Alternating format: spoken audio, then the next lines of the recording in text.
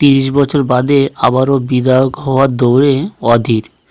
সংবাদ মাধ্যম সূত্রে জানা যাচ্ছে, কড়া চ্যালেঞ্জ দিতে হাজির বিজেপি, তৃণমূল ও সব মিলে বহরমপুর কেন্দ্রের টান উত্তেজনা। 5 বার লোকসভার সাংসদও ছিলেন, সামলেছেন মন্ত্রক থেকে শুরু করে লোকসভার প্রধান, বিরোধী দলের নেতার পদও। আর পশ্চিমবঙ্গ কংগ্রেস অধিনায়ক ছিলেন একটা লম্বা সময়, সেটা তো মোটামুটি আমরা সবাই জানি। এবার 30 বছরের ব্যবধানে আবারও বিধায়ক হওয়ার লড়াইয়ে।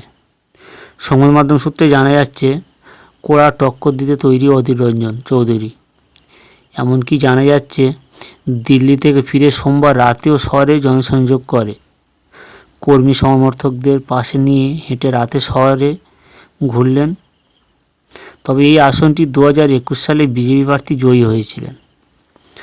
তবে 2024 সালের লোকসভা নির্বাচনে অধীর রঞ্জন লোকসভার প্রার্থী হিসেবে বহরমপুর বিধানসভা কেন্দ্রে এই আসনটি এগিয়েছিলেন। তবে অন্য বিধানসভাগুলো এগিয়ে থাকা নিরিখে শেষ হাসি হাসেন গুজরাট থেকে আসা সেই তৃণমূল প্রার্থী বিশ্বকাপ জয়ী ইউসুফ পাঠান।